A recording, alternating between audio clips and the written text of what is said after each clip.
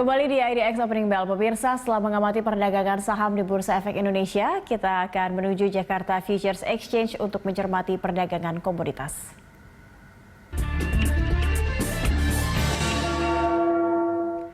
Untuk mengetahui perkembangan di pasar komoditas, kita telah terhubung dengan Direktur PT TRFX Garuda Berjangka, Ibrahim. Selamat pagi, Pak Ibrahim. Selamat pagi, Mbak Cakri. Iya, Pak Ibrahim, ini harga emas nampaknya selama beberapa hari terakhir, bahkan ini sudah akan dalam sepekan begitu ya, terus kinclong, terus mengalami kenaikan. Ini sebenarnya kalau untuk hari ini pergerakannya seperti apa dan Anda melihat faktornya apa begitu yang mendorong kenaikan harga emas untuk saat ini, untuk pekan ini? Ya, hari ini pagi ini harga emas ini mengalami kenaikan yang cukup signifikan, ya di level 1.859, bahkan mencapai di 1.861 baik spot maupun COMEX. Ini mengindikasikan bahwa pasar para spekulan itu begitu bergairah untuk melakukan transaksi di emas. Karena apa? Tadi malam ada keputusan bahwa Bank Sentral negara-negara Uni Eropa ya ini baru mengesahkan tentang stimulus sebesar 750 miliar euro. Sedangkan di 390 miliar euro itu adalah merupakan dana hibah. Sebenarnya yang paling menarik itu adalah bukan di angka 750 miliar, tapi yang paling menarik itu di tahun 2021 itu akan ada stimulus sebesar 1.047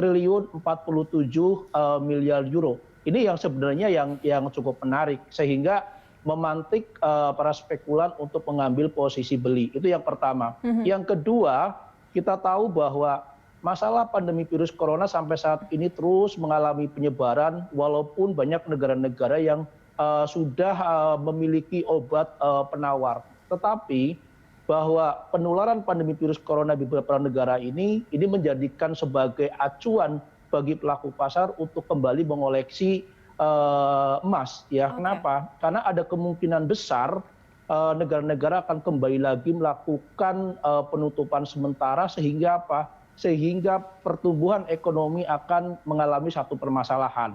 Ini yang kedua. Yang ketiga bahwa di hari ini pemerintah Amerika dan Kongres ya sedang menggodok tentang stimulus tambahan ya untuk apa? Tunjangan pengangguran akan yang jatuh tempo di bulan Juli, kemungkinan besar di bulan Agustus sampai Desember akan diperpanjang dengan mengalokasikan dana sebesar 1 triliun US dollar. Artinya apa? Bahwa Amerika pun juga sudah mempersiapkan dana cukup besar, ya 1 triliun, walaupun kemungkinan besar BLT yang akan dikasihkan ya ke masyarakat di Amerika tidak lagi 600 dolar per pekan, bisa saja akan 50%-nya, karena kita tahu sebelumnya itu 2 triliun US dollar, tapi dalam Kongres ini yang sedang digodok di Kongres itu sebesar 1 triliun US dollar. Inilah sebenarnya yang menyebabkan harga emas condong mengalami penguatan, bahkan bisa saja di awal-awal Agustus emas ini akan mencapai level di 1.900-an. Karena saat ini emas sudah karena gini, karena saat ini sudah mencapai level resisten yang memang sedang ditunggu di 1.850.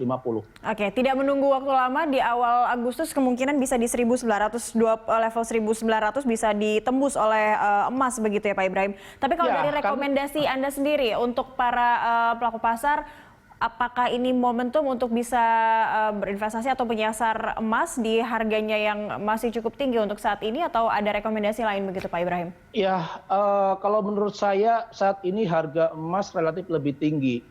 Investor harus lebih berhati-hati ya, karena bisa saja pada saat nanti stimulus ini digelontorkan, kemudian Bank Sentral Amerika ya kemudian menggelontorkan stimulus, setelah itu pandemi virus corona sedikit mereda dan obat penawar pandemi virus corona ini kemudian ditemukan, ini akan terjadi terjun bebas untuk harga emas. Sehingga ini harus berhati-hati bagi pelaku pasar. Untuk sementara ini ada wait and see dulu yang melakukan transaksi di logam mulia. Oke, wait and see untuk logam mulia untuk saat ini. Kita beralih ke CPO, Pak Ibrahim, yang sudah tembus di level 2.600. Sentimen utamanya apa dan target harganya sendiri ada di kisaran berapa untuk saat ini?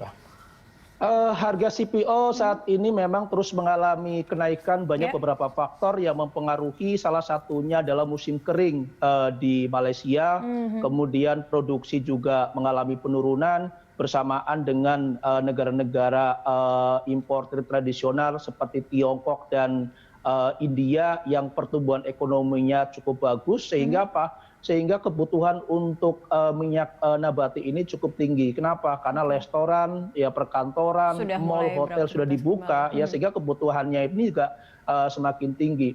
Nah, di sisi lain pun juga bahwa biodiesel yang kembali dicanangkan oleh pemerintah Indonesia maupun Malaysia yang kemungkinan besar akan membentuk Dewan Sawit Nasional yang terdahulu sempat tertunda. Ini yang akan mengangkat sentimen positif terhadap harga minyak CPO ke depan. Karena kita tahu bahwa sebenarnya adalah bioetanol, biodiesel. Ini yang paling penting B30, ya B50 dan B100 ya untuk aftur. Ini yang sebenarnya ditunggu oleh pasar. Nah, sehingga pada saat biodiesel ini diterapkan, sangat wajar kalau harga CPO akan kembali lagi mengalami kenaikan. Bukan saja di 2.600, bisa saja dalam akhir tahun ini ya bisa mencapai di level 3.200. Kenapa saya katakan 3.200? Para analis banyak yang menganggap bahwa kemungkinan besar harga CPO itu akan menyentuh level di 2.400, tetapi kenyataannya di 2.600 saat ini. Artinya apa? Angka 3.200 ringgit Malaysia di akhir tahun ini sangat wajar sekali bagi minyak CPO. Kalau seandainya biodiesel ini diterapkan kembali baik oleh pemerintahan Malaysia maupun pemerintahan Indonesia. Oke, baik. Terima kasih untuk informasinya Pak Ibrahim, Direktur PT TRFX Garuda Berjangka telah bergabung bersama kami pagi ini. Ya, selamat pagi Mbak.